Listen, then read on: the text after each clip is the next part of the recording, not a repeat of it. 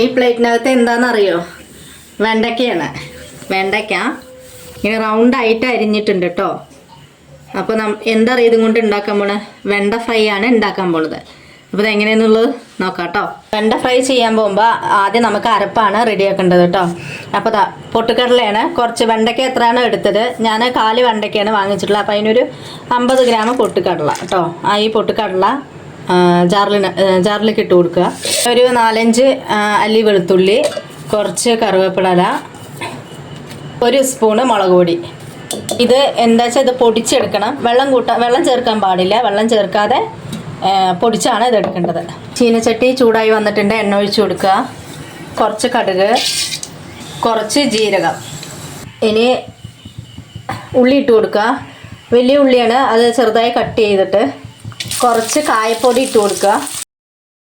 കുറച്ച് മഞ്ഞൾപ്പൊടി. അരിഞ്ഞു വെച്ച വെണ്ടയ്ക്ക ഇതിലിട്ട് കൊടുക്കുക. നല്ല ഡ്രൈ ആയിട്ട് വന്നിട്ടുണ്ട് കേട്ടോ. വേണ്ടോ? ഇങ്ങനെ വരണം വെണ്ടയ്ക്ക.